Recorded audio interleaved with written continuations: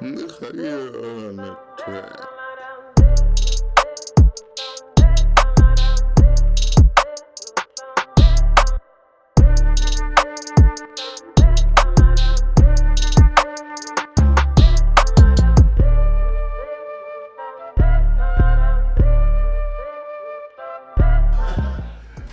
All right, we're live. We are live. All right, we're live. I'm so excited today. Thank you so much, Jamie, for being here with me tonight. I absolutely adore you. I have to let you Thank know. you for asking me to be here. I'm super excited to talk to you. Awesome. Well, everyone, welcome to the Free Game Podcast. The real goal of my podcast is to have great conversations with people I know personally, people I look up to. You're one of them, Jamie. And then anyone I think that can give us some free game and help us. So I'm super excited tonight. Tonight we have Jamie Paisley on, and I gotta pull up the credentials because you got some serious credentials. Jamie Paisley is a personal development and career coach. You have your master's in counseling and psychology, and you are also a certified life coach. Yes. That's amazing. Thank you. And I got to tell the background of how me and Jamie know each other.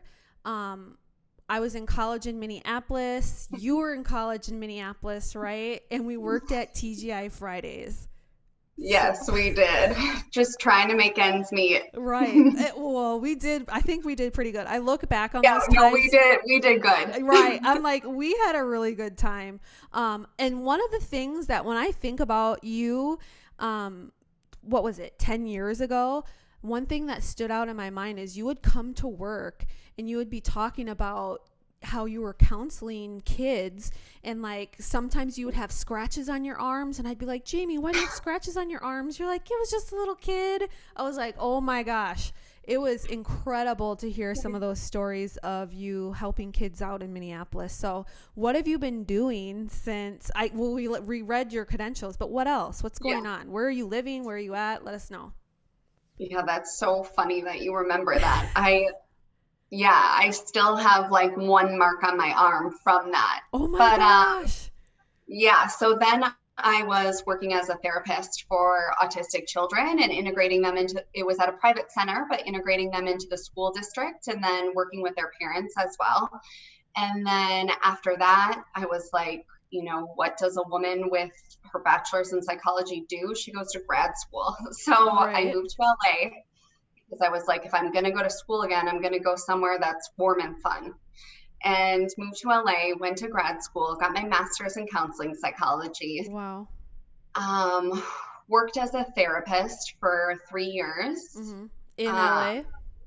In LA. Okay. Did all of my hours interning and in practicum to become licensed as a therapist. And then after all that money and time, I decided that it wasn't necessarily exactly what I wanted to do. It felt pretty I loved everything that I learned. I loved utilizing it, but working as a therapist in the office felt restricting to me. Okay. And so I was like, okay, I'm going to move north. I didn't know where I was going to move yet. And I was like, before I do that, I'm going to travel abroad for a little bit. Wow. So went and taught English in Vietnam for 5 months, traveled for 5 months, moved to Portland, Oregon, and decided that I was going to be a coach. I started exploring that while I was abroad, connecting with some coaches I knew in Los Angeles. Mm-hmm.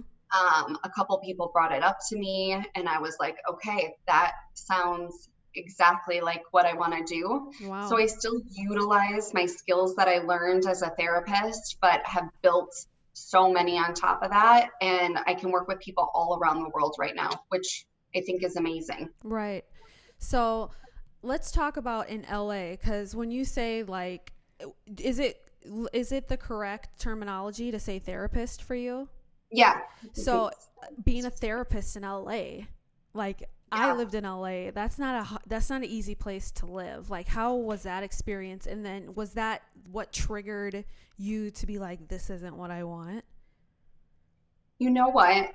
I feel like I truly got a full spectrum experience in Los Angeles because I worked as a therapist in a community counseling center. So these are Wow. people with, lower income, sliding scale, could be any, an array of different people coming in with an array of different issues that they Right. want to solve for. Mm-hmm. And then I also worked in private practice under a therapist who was a previous Calvin Klein model. So he had like a lot of elite clients. And then I had a lot of elite clients. So it was like, that Wow. full spectrum. And then I also worked as a therapist or a counselor then in one of the high schools there. And that was probably the most fulfilling of the three, because you really, young minds are so malleable. You really make a difference. And it was interesting because some of these kids, their parents were not involved. Their teachers were wearing headphones in class and like giving them workbooks. Mm-hmm. Like nobody was there for them. So I felt like that made a really big difference. And Wow. Full circle, by the way. More. Yeah, totally. But yeah, I was just in the room in the office. I was feeling restricted. I was feeling like there were so many regulations from the Board of Psychology in your state that regulates you too. They always said it's not about if you get sued, it's when you get sued. And I was like, that's really messed up when you're trying to help people. Right. And yeah, I was thinking about only building a practice with the people in my community, which I love community work. I love being a part of the community, but it's amazing now that I get to work with people across the US in different countries. Right. It's extremely rewarding for me. It just feels more expansive. Right. I definitely can appreciate your branding and your social media efforts and what you put into that too, because you can definitely tell that it's thoughtful and it's intentional. So I love that. I want to let everyone know I gave Jamie this rundown, but we're like low-key gonna have an intervention with my dad, so he will be here in probably a second, and you guys are going to see me and my dad work out an issue we had about 2 days ago. I'm like, I gotta call the big dogs. I gotta call Jamie in and see if she can moderate this. Oh my God, I love this. So it'll be live. I also asked people on my Snapchat and on my Facebook for questions. So towards the end, we can answer those questions too. But one of the main things that I wanted to talk to you about, and even something just popped in my head, is when you're talking about helping people with issues, we wanted to talk about negative thoughts, thought patterns, and how that affects your emotional well-being. And I'll ask you two questions. So how do thoughts affect your well-being? And then also, as a therapist, when you're having everyone just unload and dump on you, how do you still create a healthy space for yourself? Yeah. So, I mean, thoughts are honestly the thing that drives everything in your life, like literally everything. So if it was a car, it would be the engine, like. Exactly. It'd be, what pumps everything else and makes everything else function, because your thoughts, what you're thinking actually creates what emotions you're feeling. Okay. So a lot of times people think that, our emotions take over, but really when you're feeling that way, you should look at what you're thinking. Ooh. Because your thoughts are creating that. Mm-hmm. And then that drives whatever actions you take in your life. And all of those things combined create the results that you get in your life, right? Mm-hmm. So your thoughts are the foundation for what is going to build or hinder whatever it is that you're working towards. That's powerful. Powerful. And that's like can be a hard pill to swallow for people too. Internally and for myself, I feel like I'm on like this self exploration period of my life, where I'm trying to figure out who I am and why I am the way I am. And I'm starting with my earliest memories and like trying to build backwards that way. And I'm so much more conscious of my emotions and my thoughts. And I talk about emotional intelligence, and I love educating people on this, but it is kind of shocking the amount of people that don't know what that really means. So can you explain what that actually means? What is it EQ? EQ. EQ. What is that? So your emotional intelligence is, as simplistically put, it's just the way that you're able to Dad's relate. coming in. Awesome. You can just plug in, Dad. We let him know you're Relate and understand other people and things going on around you. Should we let your dad hop on? That's Dad. Hey. Hey, Pops. This is Jamie. Are you plugged in? What's your name? Test. They can hear you. You can't hear it? Jamie is a therapist. I'm Dad. That's my name. Hey, Dad. Okay. We're talking about EQ right now. Do you know what that means? No. EQ is emotional intelligence. And then, Jamie, run that definition back for him so he can hear it, please. Yeah, so simplistically, your emotional intelligence is just how you are able to perceive and relate to other people, other circumstances around you, other events that happen around you. Okay. Is this like a natural ability, or is this something that you have to practice and make it a habit? For some people, it's more natural than it is for others, just like, book intelligence is. But it's not something fixed. It's something that you can work on, something you can grow, something that you can develop. Okay. That's awesome.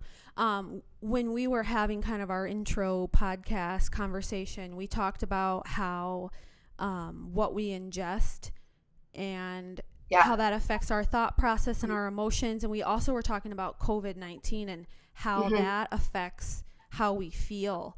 So coming from your educational background, like, can you explain kind of what could be happening to a lot of people if they're not paying attention to their EQ, or if they're not paying attention to their feelings right now?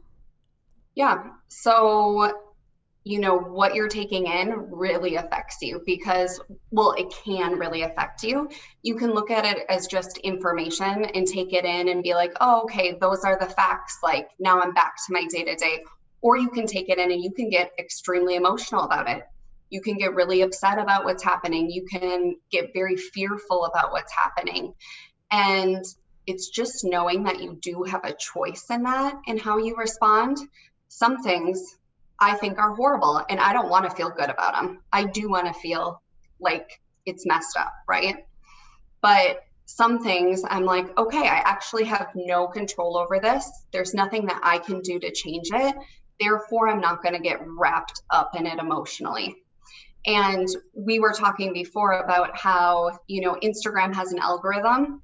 The universe has an algorithm too. So if you are just consuming all the negative stuff, and if you are thinking about the negative stuff and your mindset's more doomsday, like, that's what you're going to see in your life. That's what you're going to create in your life. Like Dad. Is that how you feel, Dad? Oh, I have anxiety. I mean, I was diagnosed with high anxiety, but I realized once I realized, watching the news, because I'm a news fanatic, I'm a newsaholic, and so if the more I watched the news, the more anxiety I got. So I have to take a break from the news and just turn it completely off. Or instead of turning the news on in the morning, I turn on music. Nice. Especially on Sundays, what I do is I turn on church, and I'm not a real big church goer, but to change my mood, I have to turn on church for a long time. But of course, I'm a newsaholic, so my instinct is to watch the news because I'm about information. Right. And all the information. I crave information. If I don't watch news, I don't know what's going on in the world. But I also, at the same token, I don't know what's going on in the world. But when I turn it on, I can't turn it off, and it gives me anxiety. Yeah. Do I have COVID? Do I have a COVID? I watch everything on it. And it affects my mood. It affects how I sleep. It affects just everything. Tension, how my body feels. I'll have body aches just from watching the news. I'll manifest symptoms in my head. Yeah. And Go ahead. Do you ever have days where you do that less and consume less? Yes, and I feel much better. I feel way better. Of course, I feel way better. Right. But I'm just a newsaholic, and I crave information. My first thing I do in the morning at 5 a.m. is I turn on Morning Joe, and I will play Morning Joe and the news until I go to sleep at night. She'll hear it, and then I'll come downstairs and go, JJ. 100,000 people are gone in 3 months. And honestly, Dad, that can mess with my vibration. Yeah, it's like it messes with your head. Well, it doesn't mess with my head. But what happens is that for me and my space that I'm in, I work so hard to keep my vibration up. So I say less to her about it. But at the same time, I still want to have conversations, and I still want to know what's going on in the world too. But I just don't say anything. I'll just leave it to myself because, like I said, I don't want to invade her space or to drag her down on it either. So I just say I'll keep it to myself. So Jamie, break down anxiety, because this is a word that I think people throw around a lot, and I don't think people really understand 100% what it is, how it's created, how do you eliminate it, things like that. So can you give us the rundown on that, on anxiety? Yeah. I first just want to say 2 things about, consumption and anxiety created from that. Love it. If we ever have anything that we are, an aholic to, it's like, okay, how can I set up some boundaries for myself so I don't get completely consumed and taken away with this? So I still have, agency over myself and my mood and what I'm doing with my day. And I mean, I use it as an experiment. I say, just experiment with everything. Just say, like, these times of the day, I'm going to go ham on the news. I'm going to read, whatever I can in that half an hour period, 2 times a day. But the rest of the time, I'm not going to consume it at all, or whatever works for you, right? And just, if it makes you feel better, think of the benefit of it. Right. You're going to automatically want to go for it. It's a habit that's just plugged into you now. You're always going to want to go into it. Like, hide the news app in a folder, so it's like harder. Like, sign out of it every time you go out of it, so you don't have like the automatic impulse to go for it. And a lot of that comes from, because I know myself, and I know where a lot of my habits come from. I grew up in a political family. A family that is aware. My grandmother, my great grandmother, my mom were all a part of the political movement. I'm 57, so I grew up in the 60s. So marching, being aware what's going on in your community, always being aware what's going on, because if you don't know the past, then you're guaranteed to repeat it. But what happens is the way society is today.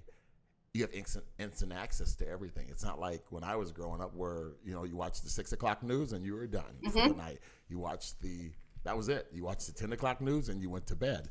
Now you have multiple channels, multiple social media that you're just bombarded with information. So endless.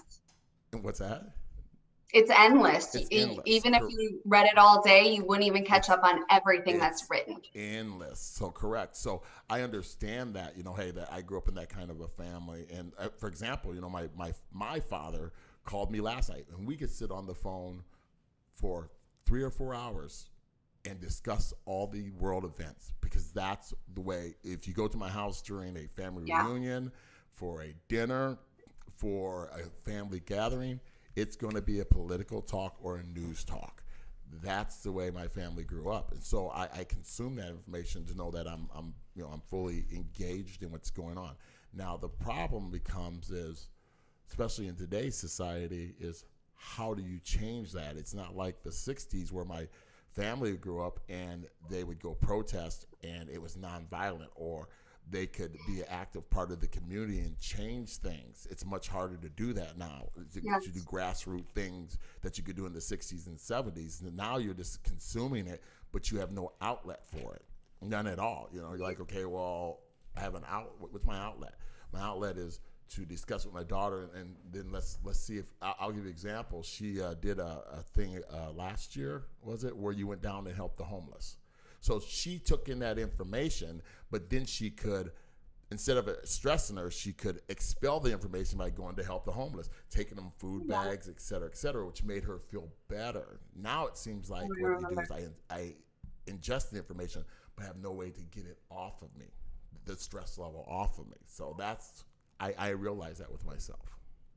Yeah, and it's a cycle too, because if you're ingesting, it doesn't even give you any space to make any movement to get it off, to work towards it. Correct. And so that builds stress and anxiety on me. And so my thing is, I wish there was a way for me to ingest it and then to release it by, I'll give you an example, when if it's negative, though, sometimes it doesn't have to be negative. Just because you're taking in negative information doesn't mean that it's negative. It doesn't have to. Yeah, it doesn't have to affect you negatively. I'm not talking about negative. If there's an injustice and you take in that information and then you can do something positive to change it, then it's not negative. But what I'm saying is, I take in the information, but how do you get rid of it to change that injustice? And so you sit there and you rack your mind going, okay, well, we know this was an injustice. We know that this was bullying in school. Okay, that's bullying in school. So how do we change the bullying in school? If I take the injustice, okay, it's bullying in school, and I can't do nothing about it, all it does is wear on your mind. Oh, my granddaughter's being bullied, and this is going on, but what can I do to resolve it? And so that's where you feel that it's negative, because you can't turn that negative into a positive. Where my generation, growing up in the 60s and 70s, you could take that negative information and change things. You saw a clear change, right to vote, Civil Rights Act, etc., and it changed for a positive. That was all negative. People having dogs sicked on them and all kinds of crazy things, but they changed it.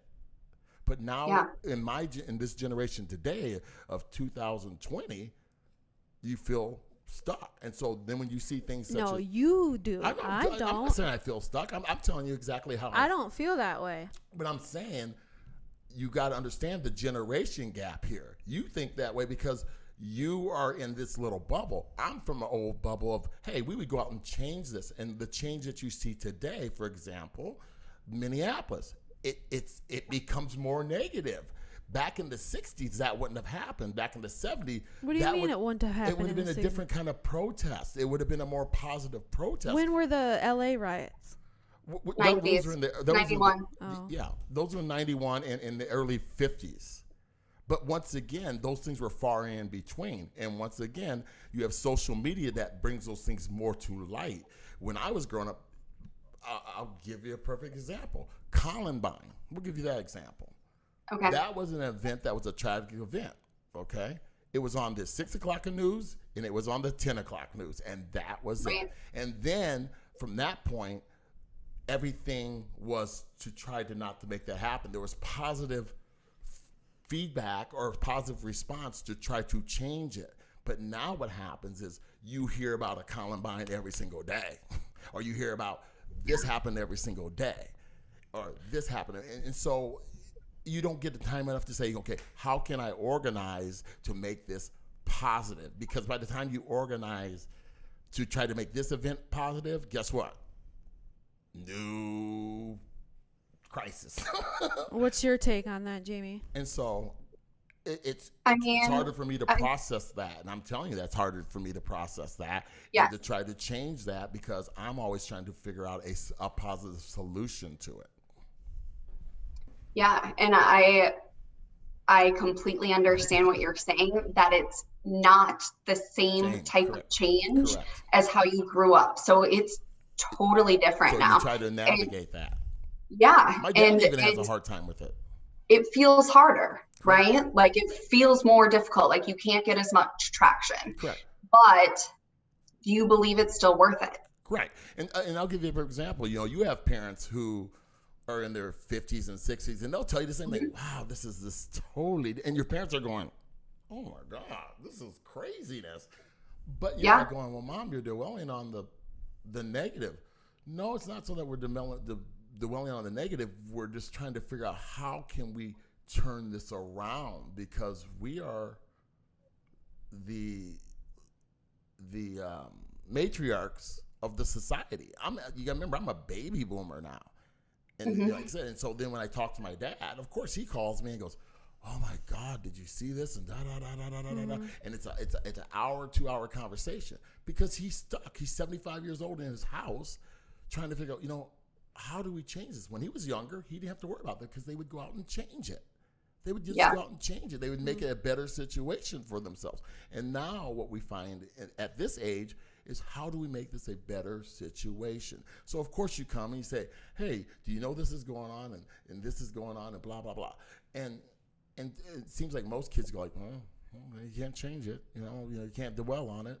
Well, if you don't take some action and try to turn it into a positive, then it just gets worse. And I don't per se think it's getting worse as you're just being fed more information. Yeah. I said this one time. To talk to kids today, and I noticed this one time is, I'm talking to my son, or I'm talking to JJ, or I'm talking to my other son, or any kid out there. Everything will become an argument with them, because guess what? And it's not their fault. It's really not their fault. I don't even blame them. Dad, that's so judging. That's not even Wait, fair. let me hear what you have to say finish first. it. You're not even letting me finish it. You just... Okay, let me finish it, and then you'll understand why. It's not your fault. So when I grew up and my mom said, "Bump, bump, bump," yes, ma'am, I understand that, because I could take that information, okay? And I only had her to get the information. Now if you say to kids, "Hey, you have to do this and this and that," Google. Everything's a Google. So you always have a response that rebuts you, because you have instant access. So when you have instant access to everything, I could go tell my grandkids something, and they'll pull up on Google and have a rebuttal to it. Into every perspective. To every perspective, correct. So it seems like it's harder to educate people on life matters and experience matters, because their rebuttal is, "I'll look it up on Google." Hey, son, don't drink and drive because this could happen. Hey, this guy drank and drive because it's on Google and he was perfectly fine. True or false? Am I true or false? False. JJ, what do you think of that? I think from my experience, especially my parents, I think that they've been through so many years of just trying to help me do the right thing, that now I'm finally in a good place, and they don't listen. Okay. They don't listen. I just had the same conversation with my mom 30 minutes ago, and I'm like, you didn't even listen though. And the same thing with what happened 2 days ago. You didn't even listen. What 2 days ago? With your cell phone. Okay, I'm gonna tell you what happened. I didn't think we were gonna bring this up on here. Oh, we are 100% gonna bring it up. She just got a drink. She like, here we go. Okay, you're in the therapy session. So I'm gonna try to give you a quick brief. But listen, this is important, because I feel like this is directly tied to EQ and what we're talking about. So, tell the story. So let me tell you what happened. So anyway, I broke my cell phone the other day. And so I had no screen. It was just a black screen, nothing on it. So that was Sunday, Monday, Tuesday. So I'm new to Sioux Falls area, and Sioux Falls has grown quite a bit. It's quite large. So I went over to her mother's house, and I said, "Hey, do you know where there's a cell phone? I get my screen fixed." She said, "I'll just go down 41st Street. You'll find a place." So I go over to 41st Street, and I pull into the first place I knew, because I don't know anywhere else to go, and I can't look it up. So I pull in there, I walk in, I said, "Hey, I need my cell phone fixed." And the guy goes, "Okay, we can fix that." And I said, "How much is it going to be?" And he comes back and he quotes me $380. It was $350. Once again, JJ, I'm telling you what he told me. What he told you could be totally different. That was on the receipt, though. Okay, well, let me finish. He told me $380. I said, "Okay, why is it $380? And he said, "Well, because I got my screen fixed before for $100. He said, "Well, you broke the glass, plus you broke the LED on it, okay? Plus," and that so he came up $380. And so I really had no choice. I was like, okay, well, I don't really know where else to go. I need my cell phone because I'm trying to get on the highway in less than an hour here. And he said, "Well, I can't get it back into you till tomorrow." But now I'm in the store. It's like, okay. And they seem nice. And so I was like, okay, well, if that's what it costs, that's what it costs. So I give him my cell phone, and I leave. And as I leave, I pull out of the driveway, and I notice there's another place across the street. So I was just out of curiosity going, I wonder how much they're going to charge. So I go across the street, and I walk in there, I wait. I said, how much is to fix a cell phone? They said $120. $120. Wow. Really? Are you sure it's $120? He said, man, it's $120, and I'm letting you know with tax, it's not going to be above $150. That is $200 less. So I go back across the street. I said, hey, you know what? Just to let you know, I'm not trying to, do anything wrong with you. I'm just to let you know what's up.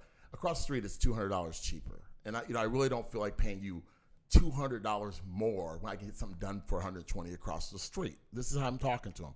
He said, he said, did they tell you that you have to have insurance? I said, no. He said, well, it's more if you don't have insurance. I said, okay. He said, I'm going to call over there and find out what the true price is. So he picks up the phone, he calls over, and he goes, hey, how much is it to fix the cell phone? I'm not hearing the conversation. Okay. And if he doesn't have insurance, how much is it to fix the cell phone? Okay. $325, he tells me. I said, $325? They didn't tell me that. Okay. Go ahead and keep my cell phone then. I mean, it's only a $25 difference or whatever, a couple dollars difference. Go ahead and keep it. So now I'm upset, and I go back across the street because that's the way I am. I'm on the verify. So I go back to the street and I said, yo, dude, you told me $120. You told me $120. Why didn't you tell me it was $325 I didn't have insurance? He said, man, it's not $325. It's $120. And as I'm talking to him, the guy in the back who took the call yells back and said, are you calling about that cell phone X? And he goes, yeah.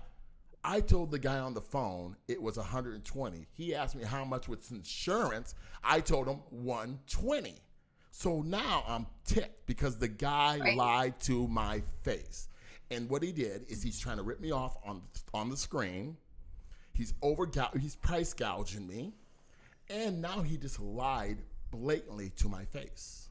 So I go back across the street and I said, yo, dude, hey, I'm done doing business with you. You just blatantly lied to me. Just give me my cell phone. I'll leave you alone. Now, this is in a span of 10 minutes. Give me my phone. I'm done with you. Hey, I won't come to your store and do business anymore. Thank you very much, but I don't want to do business with you. I'm not giving you your cell phone. You're not giving me my cell phone? Dude, I don't want you to touch my cell phone. I'm not giving you your cell phone. You gave it to us. You signed the contract. I said, man, I signed the contract in the pretense that you were doing honest business with me, that you weren't lying to me. You lied right to my face. Plain and simple, so give me my phone back. And he said, no. I said, okay, I'm not going to argue with you because I don't want no knee on my neck. But give me a copy of the contract that I signed. I'm not giving you a copy of the contract. Dude, you're not going to give me a copy of the contract. You're not giving me my cell phone. Give me a receipt. Well, I'm not giving you a receipt. And now I'm getting irate in there. I said, yo, dude, you ain't giving me my phone. You won't give me my contract. You won't let me talk to a owner of the business. And you won't give me a receipt. Keep the damn cell phone. I'll just take you to small claims court. And I left. Now I'm upset. So I come home. I'm going to tell you, I come home and I go tell her mother, hey, they won't give me my cell phone back. She said, okay, that's fine. That's fine. You don't need the cell phone back. I have an extra cell phone. I have an extra cell phone that you can just have. Now I can go take this cell phone, go pay $20, get it hooked up, and I'm good. And I'll just go ahead and deal with the rest at small claims court, which I start looking up. She calls JJ and asks JJ where the cell phone is. JJ asks why we need the cell phone. So I told JJ the story as short version as I possibly could because I'm upset. I'm like, hey, this is what happened, and that's the end of the conversation. I'm telling her, and I'm talking forcefully like I'm talking now. I say, this is what they did, blah, blah, blah, blah. Once again, JJ, let me tell my part. Mike, I know you. Let me tell my part of the story. You have been for the last 6 minutes. I told you I'm going to try to tell I'm trying to tell it as fast as possible. So JJ calls me back and says, why don't you just go get the cell phone and pay the money? I said, because I'm not paying $200 more for a cell phone that everybody else pays $120 for across the city. I'm not doing it. She said, well, you need to take some personal responsibility for your actions. I said accountability. Accountability for your actions. Because you kept blaming everybody. Okay, wait, I know as an adult, Can I finish? blame people. Can I finish? So here's what I got upset about. I'm a 57-year-old man. I went in there. I'm 57. I've raised 2 kids, paid bills, paid car notes, tried to take care of my kids, and now I'm listening to from my 30-some-year-old daughter tell me to take some personal accountability. Respectfully and calmly, you were the one that was upset. That's almost a 6-year-old man, and you're yelling in a cell phone store. Once again, what I did is plain and simple. I don't need to take responsibility. I'm a grown-ass man. Okay, let me tell my. You Can I tell my part now? Yeah, you can tell your part now. They interrupt my day. My mom, none of the transaction that I was involved with was of high vibration and of positive whatever. They call my phone frantic, like it's an emergent. That's the energy I got from my mom. And when you got on the phone, you had the same type of energy. My whole thing is, listen, we're talking about $350. First of all, not a huge loss either way it goes. To who? Can I speak? Because how can you listen if you're go talking, ahead. though? That's what I'm saying, and you don't listen, and that's what happened when you called me on the phone. Okay, go ahead. I know that there's 3 sides to every story. I know that if you're highly emotional, like you were talking to me, and I can only imagine in the moment how you treated other people around you. You hung up on me, which is very disrespectful, and you raised me. That hurts my feelings, and you did it. And you treated me like that when I was 17, 16 years old. It triggered me beyond belief. It made me fearful to do business with you because you've done that to me in the past with business transactions and have not been able to communicate. I 100% love and support your decisions, but we have to respect and love each other. The way you handled that with me was not correct in my opinion. I 100%, of course, I'm going to defend my father and try and help you to the best of my ability. That's not my position, is not to argue with you. But how can we ever come up with a level-headed, logical response and answer to something if you're so highly emotional like that? And that is directly tied to your consumption of things, your anxiety, and things like that. I don't want that to be your life. I want you to be happy. I want that when you walk into a cell phone store and the transaction doesn't go the way it goes, that you're able to take a deep breath and realize it's not super important to be upset about that, and then try to find a logical answer to it. Once again, I'm going to tell you, I went back to the cell phone store, asked for my phone back politely. Mike, it wasn't polite. I know you were yelling and screaming, and the guy was yelling and screaming because he told me that he knew the business you were opening. I know how you are though, so okay. you can't paint a picture that I know you. Okay, JJ, then I know you were in there laughing and joking correct. and doing, and then you snapped and flipped the switch. You dang skip, and so we'll agree to disagree. Okay, now let's listen to the therapist. I mean, Mike, what do you think about what she just had to say?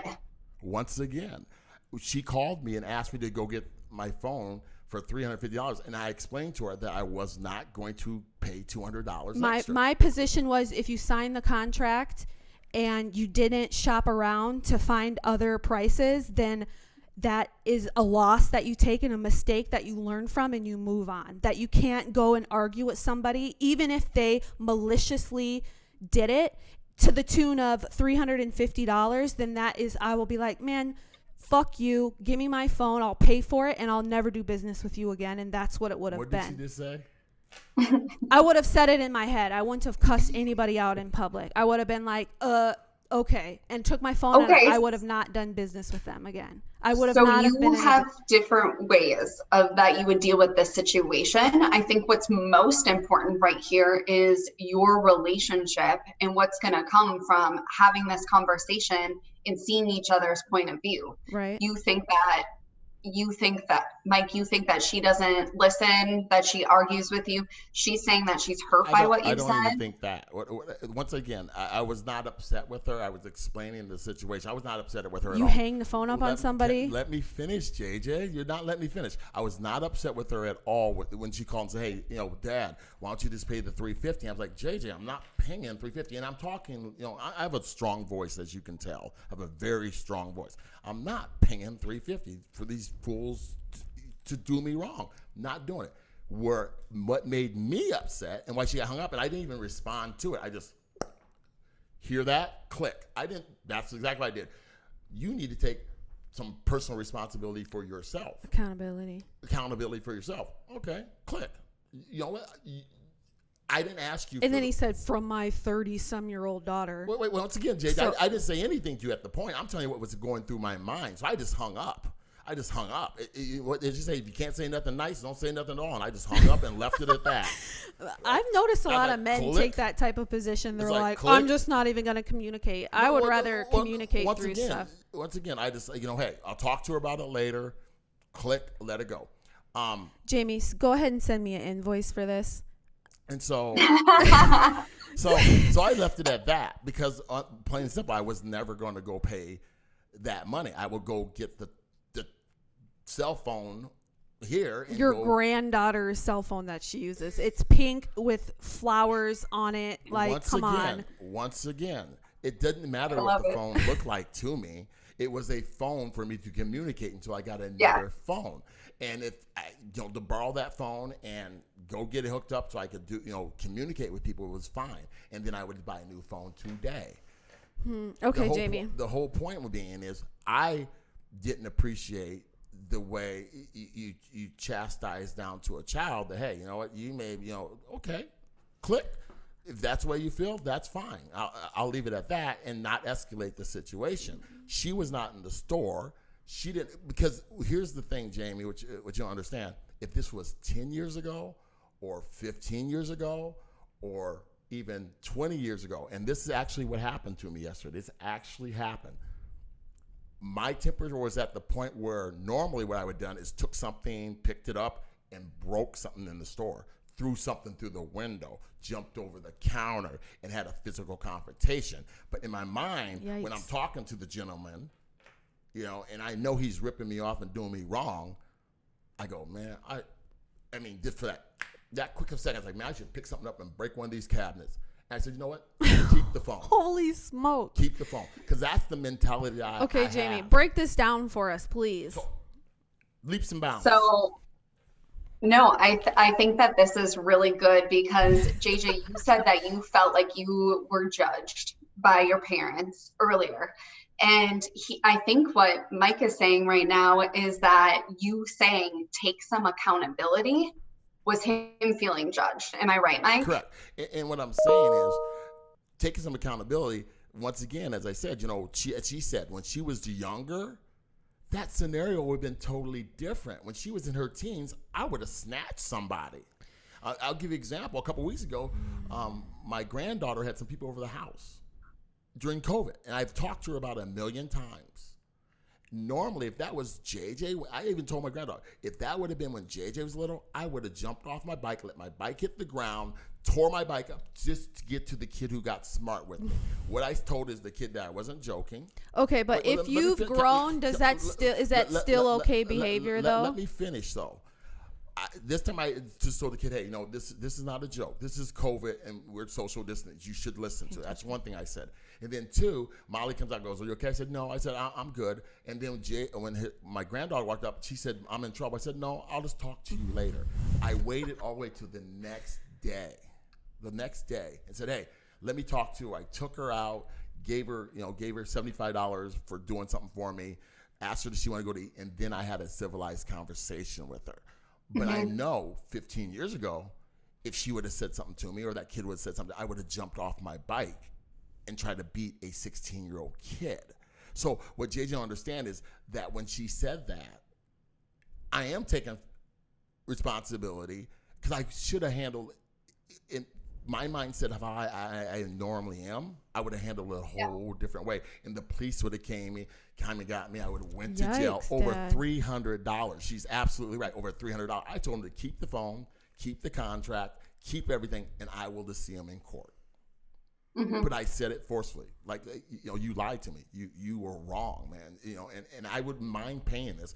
Even if you would have came, if I came over and said, yeah, he said 120, but hey, I'll match price you. Or you know what? I know it's here now. We're going to give you better stuff, and we're going to give you $2. We're going to charge you $200. I might even done that. But what you did is lie to me. You tried to rip me off. That's how you felt. That might not even be true, right, Jamie? That could What be a part? perception Oh, of what happened. that you were ripped off. Yeah. Yeah, So, I mean, so, there's so, so anyway, Jamie, I thought it could have been perception, as you said. It could have been perception. So I decided to Google them and look at their reviews. It wasn't a perception.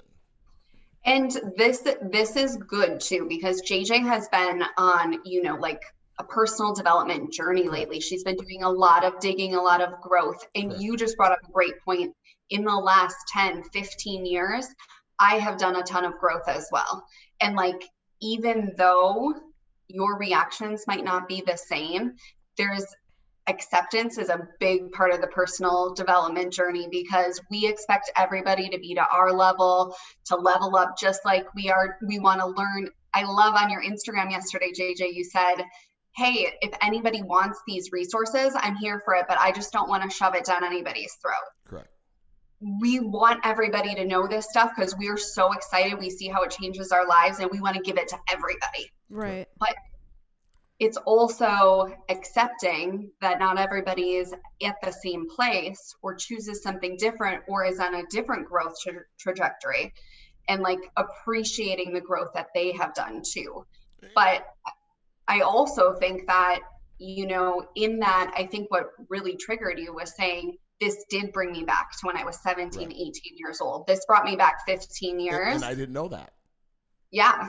And so I had no that's idea. really good to express. And I was curious what, how that is, hearing that for you, Mike. Yeah, and I didn't know that. Like I said, I heard what I heard, and then I just hung up because I didn't want to escalate it. And and one of the things I even tell her mother all the time, I said, JJ has grown so much in her life, and one of the things that her mother tries to do is her mother tries to interject in her personal life. And her mother said, well, how about this or how about that? I said, you know what? JJ's 33 years old. She can date who she wants to, whether I like it or not. She can raise her kids how she wants to, whether I like it or not. She can run her household the way she wants to, whether I like it or not. And I will not interject in any of those things unless she asks me. So when she asked me about her boyfriend and something, then I will interject. But if there's something's going on with her and her boyfriend, as long as he's not slinging her against walls, you argue, because I don't put myself in the middle, because I've done that with my kids. And what ends up happening, and when you do that with your kids, it ends up being Pushes them away. And we and her have been through that. We haven't talked for years at a time. And so when her mother does it, I say, you know what? Let her do her thing. Don't worry about who she's going out with. Don't worry about how she's raising the kids. Don't worry about how she's feeding them. If JJ needs something from you, she will come and ask. And when she comes and asks, you be honest with her. And so that's why I deal with things. So when she asks me, hey, why don't you pay the $350? I'm being honest. I'm not doing it.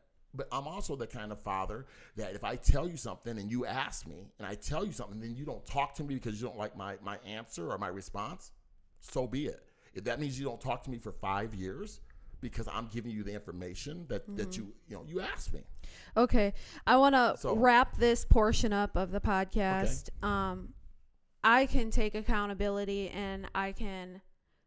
Well, I apologize, daughter, for making you feel that way. Okay. I apologize if I made you feel that way. It's all good. Okay. I love her to death. She is my child. She's my child with the most growth. To be able to express yourself and be heard. Parent-child relationships are complicated and dynamic, and it's interesting as you become an adult. Like you said, they think I was in those years that were kind of rough and like maybe I didn't make the best choices, and now they're not seeing you as the person you are right now because they raised you and saw all those other years. It'll come. I feel like Mike listened to you right here. He gave you a lot of respect just now, and it's just like continuing the dialogue and working on it. Right. And like I said, I love my daughter more than anything. And when this whole COVID thing happened, I had so much anxiety and I wasn't well. And she called me out of the blue, like an angel from heaven, and said, Dad, come up here and spend the time with me. And I am thankful every single night. I think I wrote you a text the other night. It says, sometimes I just have to tell you thank you. And I mean that with the bottom of my heart. I love my daughter more than anything. She is, I have 2 sons, and she's really my only daughter. And I gone through my life of worrying about her sometimes, but holding stubborn. We're only 3 days apart in birthdays, so we're a lot alike. Yeah. Can you tell? You have those traits. Okay, so let's give the listeners one tip to help them if they have maybe communication problems with their parents, or any tip that you can give to help, like maybe strengthen that bond. What would you say? I would say really look at the intention that you're going in with. If you're going into blame, it's not going to get better. Right. If you're going in with it wanting to be better and like you just want to express this because your intent is to become closer and to work through stuff, that's really huge. And then also listening yourself. Like, you have something that you might want to come to the table with and bring to your daughter or your parent, but you really need to listen as well if you want to make any progress. Okay. Awesome. Thank you for that. So I mentioned earlier that I was going to ask my social media friends if they had questions, and a lot of you guys sent your questions in. So thank you so much. The only thing is, I would love to record Jamie's response so you can hear it. So I'm just going to have to do little micro things on my Snapchat so you guys can hear your answers.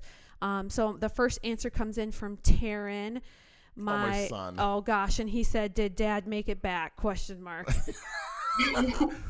I made it He's back. back and well. Okay, let's see. We'll take that for him. Okay. I even asked him, "What do you have for the therapist?" Okay. Mona Lisa asked, "How did it go?" That's good. Okay. Vanya says, "What makes you certified? What experiences do you have?" We went over that. I'll let her know. What are your biggest accomplishments personally? I would say the thing that I feel like is the biggest accomplishment is not letting myself stay in a stuck place. As I mentioned before, I spent many years and lots of money on becoming a therapist. And when I realized that didn't serve me, being bold enough to figure out what it was that did serve me. So I'm not staying in that place where I'm dissatisfied and unfulfilled. I'm like, yeah, I just use that as an experience and I move forward. Like, what is it going to be? Ask yourself, what is it going to be? We only have one life in this body. It's way too short to be living in it feeling dissatisfied. Love that. Okay. I have a question for her. Hold on. Let me say this to Vanya. Vanya, Jamie Paisley, she is a licensed psychologist, therapist, and a certified life coach. And she said her greatest personal accomplishment was not staying stuck. She changed careers after investing probably like $100K in school. $100,000. $100,000 and changed careers. And now she's loving life. And I will send you the podcast episode when it's done. Thank you for your question. My question is, so do you have any Yeah. children? No No. children. No children. It's a whole Soon. experience. Hopefully. Ooh, I love that. Okay, What's Vanessa that? has a question. She said, let me think. Okay, Leah, how do you truly let go of the past so it stops affecting your future? Good question. I don't really think that you can let go of the past. It's a part of you, right? But you can change your story around it. You can change how you view it, how it affects you. Obviously, there's a victim mentality and that it harmed you. Or you can be like, how did this strengthen me? What did I learn from this? What am I taking away from this? How does it show me how I want to, show up now, or what I am available for in my life? I love that. Thank you so much. Leah, thank you for your question, boo. Okay, Jamie said you can't really forget about your past because it's a part of you, but what you can do is change your perspective. So instead of looking at maybe pessimistic or from a negative viewpoint, you can look at it as, how did this actually make me stronger, and what did I learn from that? So I hope that helps you. I will send you this podcast episode when it airs. Thank you for your question. Like a tree, right? The tree has Like a bad tree. years and good years, but each year makes the tree stronger. I like that. Exactly. All I right. love that metaphor. Yeah. All right. Corey sent in a question and said, what are 3 books you would recommend to your friends, families, or clients? 3 books. One of my favorites. Why did you laugh at that? Because those are always hard questions. Oh. I know. I'm like, let me look at my bookshelf. One of my Right. favorites is You Are a Badass by Jen Sincero. It just like really helps you think about how freaking awesome you are, because Okay. we all are, and like little actionable things that you can do to step into that more. For anybody in their 20s or 30s, there's 20-something, 20 everything by Heller is her last name. I can't remember her first name right now. Hassler is her last name, Christine Hassler. And it's like taking away all of the outside influences that society tells you should be, that, you know, your parents tell you should be, and like really connecting to what it is that you really want. One more. Oh my gosh, one Good more. Night Moon. Is that a I'm like, children's just book? throw an easy one in That's there. a great one. I'm into it. You know what? Actually, a great book is Nonviolent Communication, and I know that that title sounds really harsh, but it goes along with what you guys are talking about, just about having like really great dialogue that goes somewhere that you can like benefit from. I love that. I do have a question. As you can tell, my voice is very deep and very hard. And if I just raise it a couple octaves, it sounds like I'm yelling. But my daughter's not the only one who says that. I hear that from employers, coworkers, employees. And it's not that I'm yelling. As you can tell, I'm pretty direct to the fact. So it just seems like I remember being in a training class, and I didn't agree with something. So I stood up and I voiced my opinion, and the lady goes, oh, "You're attacking me." How do I change that about myself? Yeah, I mean, I think just like being the watcher in the situation and like having more understanding for how it could come across that way. I really try that too. Because I think that maybe this will resonate with you. Like if somebody was speaking to you in that way, how would you take it? But I don't even understand. Like I remember I had a boss that did something that was just really out of bounds. And I sat there the whole day before the end of the shift. And I go, do I say something? Do I not say something? If I don't say anything, is he going to do this again? And I don't ever want anything to become, as she says, to an explosive situation. So I'm one of those people who try to clear the air pretty quickly, because if I let it build up like a volcano, it will erupt. So I've learned in my life that I can't just hold things in. I have to tell you how I feel right away. If you say something that I don't like, I have to tell you that. If you say something that I do like, I have to tell you that. But I don't let things pile up on me because they can explode. So when it had to do something with my pay and how I felt about it, I'm trying to explain it to her in the most professional way possible. But just the way my voice is,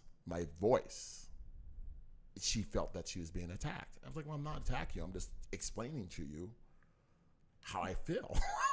That also might be a perception So everybody of yours. Right. Because maybe it wasn't the voice. I think it's my voice, because even like I said, yesterday I wasn't mad at JJ. I'm explaining what happened, but I'm so worked up inside. It protrudes through my voice, you know.